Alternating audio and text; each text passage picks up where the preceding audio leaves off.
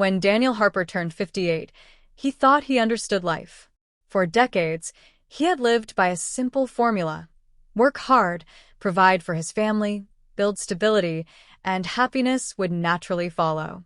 His home in a quiet Seattle suburb reflected those values: a well-kept lawn, a two-car garage, a kitchen where countless family dinners had taken place. He and his wife, Melissa, had raised two children who were now out in the world chasing their own dreams. Emily, the eldest, worked as a nurse in Boston, while his son, Matthew, had moved to San Diego to pursue a career in architecture. Daniel's career in corporate finance had rewarded him with a comfortable income, a healthy retirement fund, and the kind of professional respect he once believed defined success. But on a crisp October morning, everything shifted. Melissa passed away unexpectedly in her sleep from a heart condition she never knew she had. There had been no warning signs, no decline in her health, just the abrupt and irreversible silence that comes when someone you love is suddenly gone. The days that followed felt like walking through fog. Friends and relatives brought casseroles, hugged him tightly, and told him to take it one day at a time.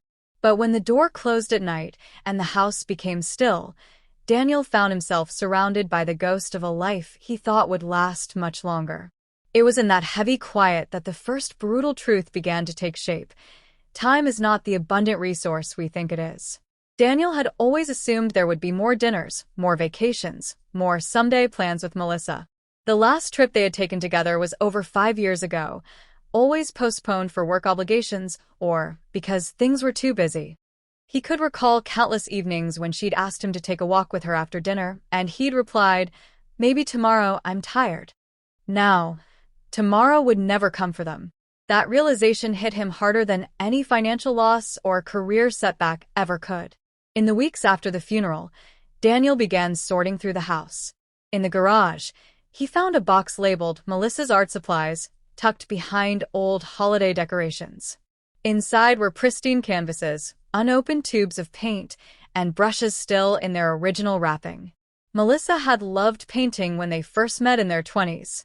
She would spend hours lost in colors and brushstrokes, but after Emily was born, she often said she'd get back to it when things settled down. They never did. Looking at those untouched supplies, Daniel realized another truth. Waiting for the right time is one of the biggest traps in life. There is no perfect moment, only the moment you have right now. Months went by, and the loneliness took on a sharper edge. Daniel would sit in the dining room, looking at the polished table where family meals once happened nightly, and feel the weight of all the time he had given to things that now seemed meaningless. Promotions, bonuses, and business trips had seemed like necessary achievements, but now they were hollow trophies. The truth became painfully clear. Most of what we chase so urgently in life won't matter when it's over. No one was calling him now to congratulate him on a successful quarter. No one cared about the corner office he once occupied. What people remembered were moments of connection, and those moments were what he had often neglected. One December, Emily flew home for Christmas. Daniel had been looking forward to her visit for weeks, imagining long talks by the fireplace. But when she arrived, much of her attention was on her phone. She was constantly texting friends, checking work emails, or scrolling through social media. At first, Daniel felt annoyed, hurt even. But then he remembered all the times he had done the same thing to his own parents, calling only on holidays, visiting rarely, always too busy. It dawned on him that relationships fade if you don't actively tend to them. Love is not a fixed state. It's a living thing that requires care, time, and intention. In January, while walking through a local park, Daniel overheard two young men talking about a friend who had changed too much since getting married. Their words made him smile faintly because he knew the truth. People will judge you no matter what you do. In his younger years, he had bent himself in uncomfortable shapes trying to please everyone, agreeing to projects he didn't want, keeping silent to avoid conflict, showing up to events he disliked. It was exhausting, and it never truly worked. The approval of others is a moving target, and chasing it leaves you depleted. Another realization came unexpectedly while Daniel was organizing old photo albums. There were entire years where pictures were scarce. He remembered avoiding cameras because he didn't like how he looked, too much weight, hair thinning, wrinkles deepening. Decades later, he wished he had more of those imperfect snapshots. He realized that no one notices your flaws the way you do, and even if they do, they won't care for long. What matters most is preserving memories, not protecting vanity. By April, Daniel had developed a habit of writing in a leather-bound journal Melissa had once given him. In one entry, he noted how much small acts of kindness had meant to him over the past year: a neighbor shoveling his driveway without being asked, a cashier remembering his name, a stranger complimenting his coat. Kindness, he realized, costs nothing but carries enormous value.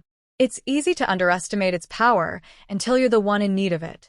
The most haunting truth of all came to Daniel one warm summer evening as he sat on the porch, watching the sun dip behind the trees. Life doesn't announce the last times.